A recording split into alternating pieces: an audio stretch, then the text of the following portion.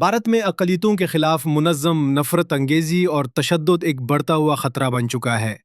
2024 में hate speech monitor की report के मुताबिक भारत में नफ़रत पर मबनी तकारीर में 74% इजाफा हुआ, जिनमें 98% हदफ मुसलमान बरादरी बनी।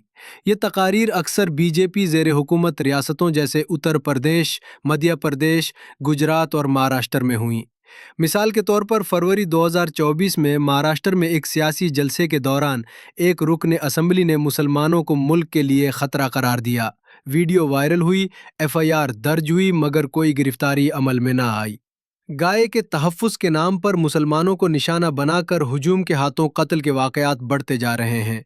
2015 के बाद गाओ रक्षा के नाम पर मुसलमानों के खिलाफ पुरतशद्दुद वाक़यात में ख़तरनाक इजाफा हुआ है।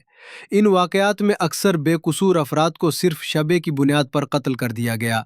मिसाल के तौर पर जनवरी 2024 में हरियाणा में सबीर मलिक को गाय का गोश्त ले जाने के शबे में कत्ल किया गया, हालांकि रिपोर्ट के मुताबिक वो बकरे का गोश्त था। इसी तरह 2017 में पहलू खान को राजस्थान में मार दिया गया और बाद में तमाम मुल्जिमान को बरी कर दिया गया। झारखंड में तबरेज़ अंसारी को जय श्री राम के नारे लगवाने के बाद मारकर हलाक कर दिया गया। ईसाई बरादरी पर हमले और मजहबी आज़ादी की खिलाफ वर्जियाँ मामूल बनती जा रही हैं। यूनाइटेड क्रिश्चियन फोरम के मुताबिक 2023 में ईसाइयों पर हमलों के 598 वाक़यात रिपोर्ट हुए। इनमें गिरजाघरों को जलाना, मजहबी रहनुमाओं को तशद्दुद का निशाना बनाना और इज्तिमाआत को रोकना शामिल था। उड़ीसा के कंडमल में 2008 के फसादात में कम से कम 39 ईसाई मारे गए और सैकड़ों गिरजाघर नजर आतिश कर दिए गए। छत्तीसगढ़, मध्य प्रदेश और उत्तर प्रदेश में ईसाइयों पर जबरन मजहब तब्दील करवाने के इल्ज़ामात लगाए गए, जिन्हें कई अदालतों ने बेबुनियाद करार दिया। दलित और आदिवासी बरादरी के खिलाफ इम्तियाजी सलूक और तशद्दुद आज भी कायम है। जात पात की बुनियाद पर जुल्म और सितम अब भी भारतीय मुआशरे का हिस्सा है।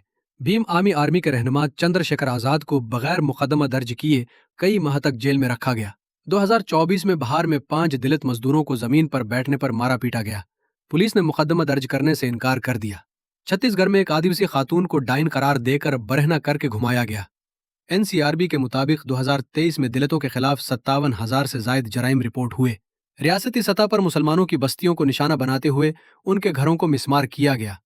2024 में आसाम, उत्तर प्रदेश और मध्य प्रदेश में रियासती अदारों ने मुसलमानों के घरों को बगैर अदालती इजाजत के गिरा दिया।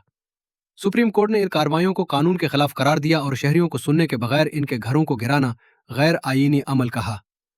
ह्यूमन राइट्स वॉच की रिपोर्ट के मुताबिक 2024 में गिराई गई बस्तियों में 65% से जायद मकानात मुसलमानों के थे।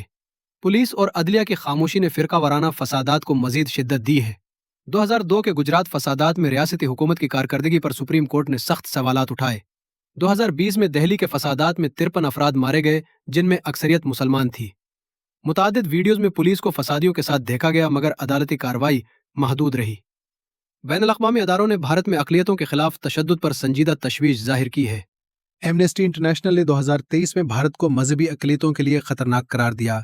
USCIRF ने भारत को मुसलसल 3 साल कंट्री ऑफ पर्टिकुलर कंसर्न करार दिया। प्यू रिसर्च सेंटर की 2021 की रिपोर्ट के मुताबिक 65% भारतीय मुसलमान मजहबी इम्तियाज महसूस करते हैं। इन तमाम शवाहिद से साबित होता है कि भारत में अक़लियतों के खिलाफ तशद्दुद सिर्फ जज्बाती रद्द-ए-अमल या अवामी तासुब नहीं, बल्कि एक मुनज़्ज़म और इदारा जाती मसला है। रियासती इदारों, पुलिस, अदलिया और बाज़ औक़ात मीडिया की खामोशी या मिली भुगत इस मसले को मज़ीद पेचीदा बना देती है। ये सूरत हाल न सिर्फ इंसानी हुकूक की पामाली है, बल्कि भारत के आइनी ढांचे, सेकुलरिज्म और जमहूरियत के लिए ख़तरनाक है।